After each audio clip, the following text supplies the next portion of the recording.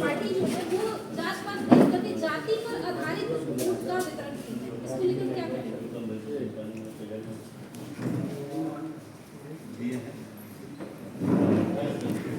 ये आपकी फीलिंग्स है, ये आपकी फीलिंग्स।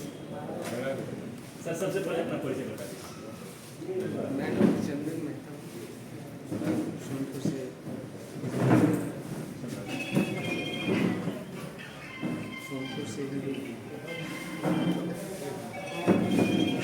अभी यहाँ जो उम्मीदवार बैठे हुए हैं वो यही तो बात बोलेंगे, आपके सामने बोलेंगे कि जात पात देखकर वोट नहीं करना है अगर विकास चाहिए, और दूसरी तरफ आपकी पार्टी जाति पर आधारित वोट का वितरण करती है। ये तो आपकी सोच है कि जाति के आधार पर वितरण, जाति पर आधारित वोट अभी नहीं, ये आपने सोची। जबरदस्ती सवाल नहीं है, सवाल थोड़ी हुआ। ये आपने पांच से सवाल है, क्या एक ही जाति के हैं? ये सवाल है सोनपुर से एक ही जाति के हैं, ये सवाल एक ही जाति के हैं, सब अलग अलग जाति के हैं। ऐसा का सवाल पूछिए सर, सोनपुर विधानसभा के क्षेत्र के लिए क्या आपका एजेंडा है और अपना परिचय दीजिए। मेरा नाम चंदन मेहता है। मैं धन्यवाद देता हूँ प्रशांत सर को जो उन्होंने मुझे मौका दिया है प्रत्याशी घोषित किया। रही बात एजेंडों की, अभी तक 35 सालों में किसी एजेंडे पे काम नहीं हुआ है। ये आपको भी दिख रहा है, मुझे भी दिख रहा है और सारे हमारे जनता जनार्दन को दिख रहा है, क्योंकि जो हमारी स्थितियाँ हैं आज भी पूरी सड़कें पानी में डूबी हुई पाई जाती है। आज भी शिक्षा का स्तर ऊंचा नहीं हुआ है। आज भी आप जितने क्षेत्र में जाएंगे ग्रामीण क्षेत्रों में, क्योंकि हमारा क्षेत्र ग्रामीण क्षेत्र आता है, अधिकतर क्षेत्र सारे ग्रामीण क्षेत्र में अच्छे स्कूल तो बन गए हैं, शायद अच्छा स्कूल भी नसीब नहीं, पंखे तक नहीं। इसके बाद पूरे बिहार में आंगनबाड़ी गवर्नमेंट ने अपने एक शिक्षा की व्यवस्था आंगनबाड़ी अपने बॉडी के रूप में हटाई और लोगों को ये दिखाई कि हम शिक्षा दे रहे हैं, लेकिन शिक्षा का स्तर क्या है जब आकर देखेंगे तो वहाँ पढ़ने वाले बच्चे काफ़ी गरीब पिछड़े समाज से हैं और वहाँ दरी तक पढ़ने के लिए नहीं है। आज भी लोग प्लास्टिक के बोरे बिछा के पढ़ाइयाँ होती है, बहुत से तो शिक्षा में भी, स्वास्थ्य में वही दशा है। आज जितने अस्पताल केंद्र खुले हुए हैं, आप रूरल एरिया में जाएँ, दियरा क्षेत्र में जाएँ, आप सभी एरियाज में पाएंगे कि वहाँ 6 बजे के बाद कोई डॉक्टर आपको नहीं मिलता है। आज भी अगर आपको कोई इंजरी होती है तो कहीं ना कहीं किसी प्राइवेट अस्पताल में जाना पड़ता है। तो बहुत सी कमियां हैं। रही बात भ्रष्टाचार, उसमें भी आशातीत जो है वृद्धि हुई है, कमी नहीं। सारे ब्लॉक लेवल पे आप जाएंगे तो आपको अगर एक आइडेंटिटी के माध्यम से अगर जाते हैं, आप एक आधार कार्ड के माध्यम से अगर आप फ्लाइट पे जाते हैं तो आपका चेक होता है, अगर गलत पाया जाएगा तो आपको तुरंत अरेस्ट कर दिया जाएगा। लेकिन अगर आप एक वही CO वीडियो ब्लॉक में जाते हैं, रजिस्ट्रार के यहाँ जाते हैं तो एक ही फर्जी दस्तावेज के आधार पर 10-10 बार ज़मीनें दिखाई जाती है और सरकार ही अपराधी पैदा कर रही है, आपके आपस में लड़वा रही है। तो सभी जगह भ्रष्टाचार का वही हाल है। आप किसी लेवल पे आप ये नहीं बता सकते हैं या किसी एजेंडा को ये नहीं बता सकते हैं कि इन 35 सालों में काम हुआ है।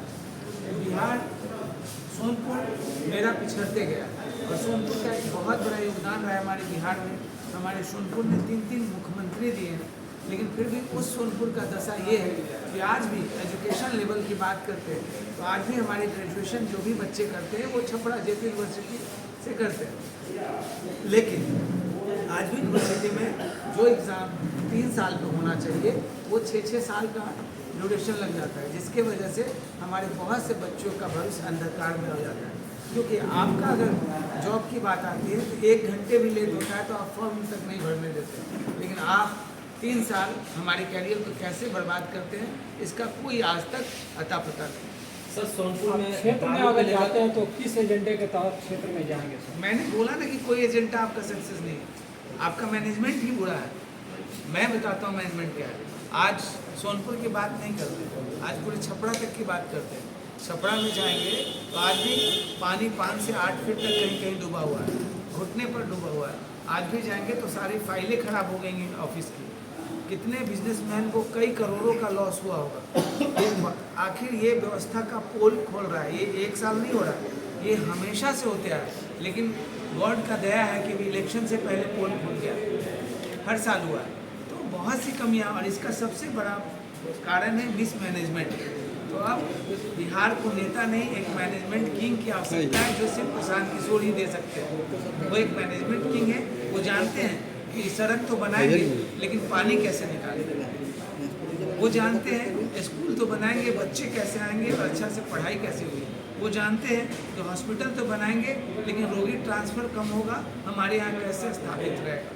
वो सब कुछ जानते हैं। वो जानते हैं भ्रष्टाचार पे अंकुश कैसे होगा, वो अच्छी तरह जानते हैं। इस वजह से आप सभी से भी विनती किया जा रहा है कि आप सब साथ दें, पूरे जनता जनार्दन साथ दे, बिहार बदलाव के लिए साथ दे। और बिहार जब तक बदलेगा नहीं, भारत में हमारी अवस्था ठीक नहीं रहेगी।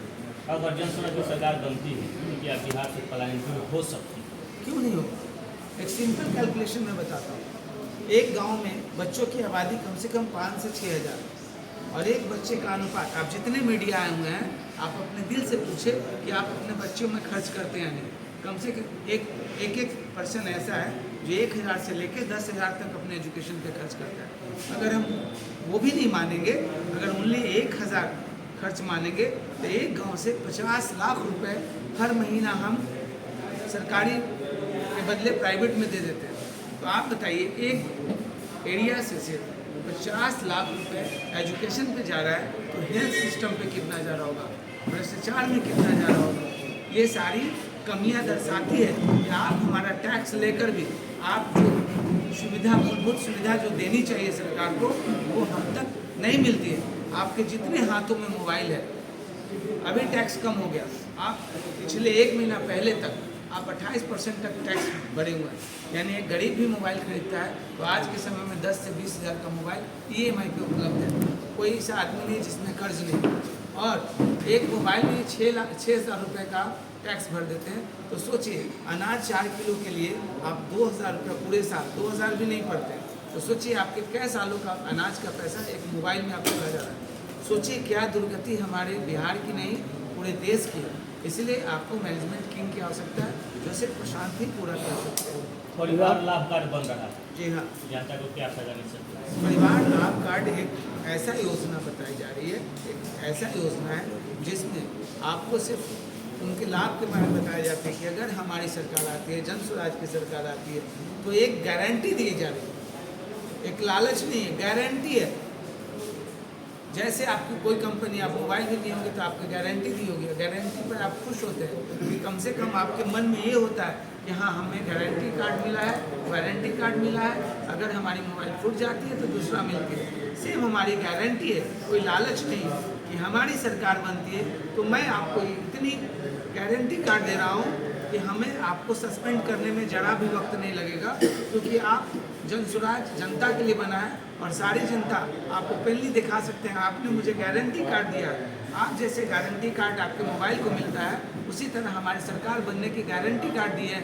आप अदालत तक पहुंच सकते हैं उस गारंटी कार्ड के माध्यम से, क्योंकि उसका नाम ही गारंटी कार्ड।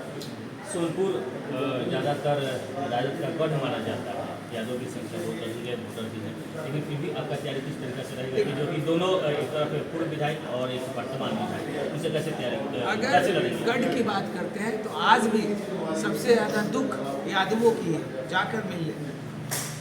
और अभी जिस गढ़ की बात कर रहे हैं, चाहे वो यादव हो, चाहे राजपूत वर्ग हो, चाहे कुशवाहा वर्ग हो, चाहे कुर्मी वर्ग हो, चाहे नोनिया हो, बिंद हो, मलाह हो, तातवा, हमारे यहाँ एक जातियों का समूह बनाई गई है जो पहले काम के आधार पर बनाई गई थी। लेकिन आज जो है, आज आधुनिक बिहार में हम जी रहे हैं, आधुनिक भारत में जी रहे हैं, वहाँ जात की संख्या तो बात ही नहीं होनी चाहिए थी। लेकिन अगर आप जात की बात करते हैं तो आप जितने मीडिया हैं सब विभिन्न जातियों के यहाँ खड़ा है, और आप अपने दिल से पूछिए कि आप अंदर से खुश हैं, एक ही जवाब मिलेगा नहीं। तो अभी कोई कास्ट खुश नहीं है, इसीलिए एक बदलाव की मांग जरूरी है और ये बदलाव होकर ही रहे।